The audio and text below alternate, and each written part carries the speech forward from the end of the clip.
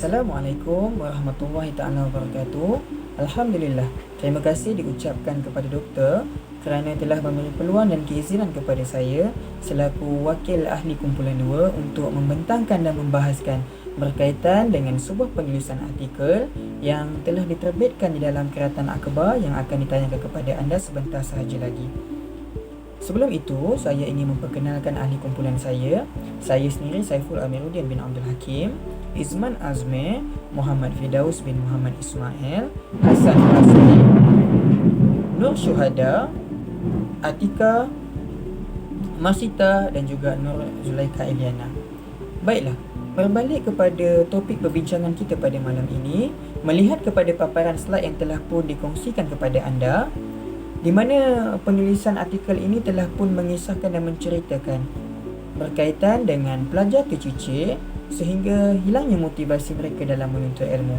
Apa yang boleh disimpulkan dan dirumuskan oleh kami, penulis telah pun mengeluarkan beberapa pandangan dan pendapat berkaitan dengan punca utama berlakunya permasalahan ini. Yang pertamanya adalah tidak mempunyai akses yang baik. Tidak mempunyai akses internet yang baik. Yang kedua adalah dari sudut keadilan dan kesamarataan di antara pelajar. Yang ketiga adalah dari sudut kurang keberkesanan. Yang keempat, punca berlaku hilang motivasi pelajar dalam menuntut ilmu. Kita akan menelusuri satu persatu poin yang telah pun dikongsikan oleh penulis di dalam penulisan artikel tersebut. Yang pertamanya adalah tidak mempunyai akses internet yang baik. Seperti yang sedia maklum, apabila kita menceritakan berkaitan dengan akses internet, sudah pasti kita akan pecahkan kepada dua bahagian utama, iaitu bahagian yang pertama adalah golongan yang berada di kawasan bandar, yang golongan yang kedua adalah golongan yang berada di kawasan pedalaman dan luar bandar. Seperti yang sedia maklum, kita pernah ditayangkan menerusi berita TV3 di mana ada seorang pelajar sanggup memanjat pokok untuk mendapatkan capaian akses internet yang baik untuk semata-mata menghadiri kelas di atas talian.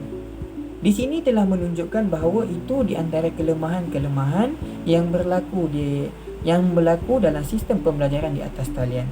Okay.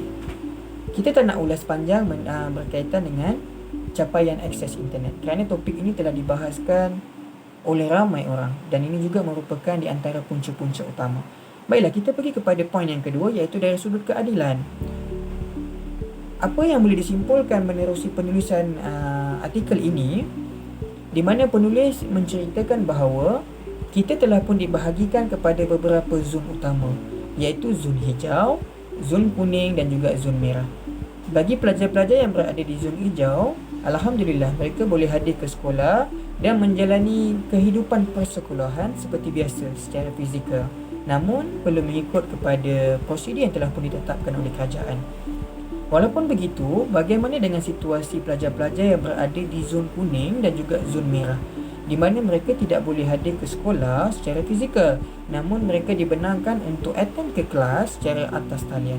Di sini telah wujudnya ketidakadilan dari sudut sistem itu sendiri. Kerana belajar secara fizikal lebih mudah untuk berlakunya interaksi di antara pelajar dan guru berbanding sistem pembelajaran di atas talian. Bagi mereka yang tidak mempunyai capaian akses internet yang baik, sudah pasti mereka tidak dapat hadir ke kelas. Di atas talian, ataupun mungkin mereka tidak boleh melibatkan diri menerusi aktiviti-aktiviti yang dilaksanakan di atas talian. Okey, baik. Yang kedua, berlakunya jurang perbezaan di antara keluarga kaya dan juga keluarga miskin. Bagi keluarga kaya, alhamdulillah, mungkin mereka telah dibekalkan dengan wifi yang secukupnya. Mungkin mereka, pelajar-pelajar ini telah dibekalkan laptop, telefon pintar yang berkualiti, berbanding dengan pelajar-pelajar ataupun golongan-golongan yang tidak berkemampuan ataupun golongan-golongan miskin ini, di mana mereka terpaksa berkongsi gadget dan sebagainya. Jadi di sini adalah pandangan dan pendapat sahaja di antara jurang perbezaan itu, sehingga berlakunya ketidakadilan dan kesamarataan di antara pelajar-pelajar itu sendiri. Baiklah, kita pergi kepada poin yang ketiga yang telah pun dikongsikan oleh penulis dalam penulisan artikel tersebut, iaitu berkaitan dengan keberkesanan. Penulis menyatakan bahawa sistem PDPR ataupun sistem di atas talian ini kurang efektif ataupun kurang berkesan, sehingga kan pelajar-pelajar mengalami keciciran di dalam sistem pembelajaran dan seterusnya hilang motivasi mereka dalam terus menuntut ilmu. Kenapa kita cakap macam tu, ataupun kenapa penulis mengeluarkan pendapat sedemikian? Okey, baiklah, kita pergi satu persatu. Yang pertamanya, sistem situasi kelas di atas talian ini menyebabkan pelajar-pelajar kurang memberi tumpuan berbanding dengan kelas fizikal. Seperti kita as a mahasiswa, kadang-kadang kita pun kurang bagi perhatian sepenuhnya di dalam kelas di atas talian. Kadang-kadang sewaktu kelas dijalankan, mungkin kita hanya on sahaja telefon, Google Meet dan sebagainya, dan kemudiannya kita buat kerja-kerja ataupun urusan yang lain, ataupun mungkin kita tidur dan tidak memberikan tumpuan sepenuhnya ke dalam kelas. Baiklah, yang kedua adalah kaedah penyampaian guru. Seperti yang sedia maklum, sistem situasi pandemik ini telah mengajar kita untuk menggunakan teknologi secara sepenuhnya. Kan, sistem pembelajaran telah beralih secara 360 darjah, di mana dulunya kita belajar secara fizikal.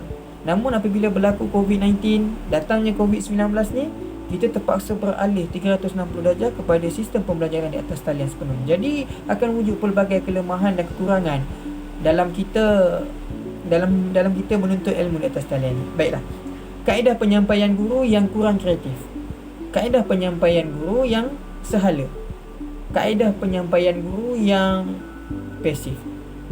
Jadi apabila kaedah-kaedah ini dilaksanakan di atas talian, sudah pasti akan menyebabkan pelajar-pelajar kurang berseronok, kurang rasa semangat untuk hadir ke kelas.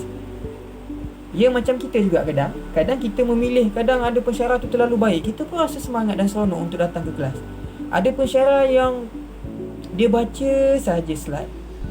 Sistem pembelajaran yang diajar juga, kaedah pengajaran dia juga terlalu pasif. Kurang bersemangat. Kita pun rasa macam ngantuk dan sebagainya. Okey, yang ketiga adalah dari sudut kehadiran pelajar. Tidak ada tindakan susulan bagi pelajar-pelajar yang tidak hadir ke kelas. Seperti mana yang kita sedia maklum, mungkin disebabkan perkara ini adalah perkara pertama kali yang dihadapi oleh Malaysia, terutama khususnya dalam dunia pendidikan. Jadi pelajar-pelajar yang tidak hadir akan memberi alasan tidak dapat akses internet, tidak boleh masuk ke kelas sebab tidak ada telefon, tidak ada laptop, tidak ada alat untuk berkomunikasi dan sebagainya.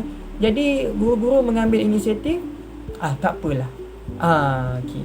Yang keempat adalah pelajar gagal memberi tumpuan di dalam kelas kerana situasi rumah yang tidak kondusif.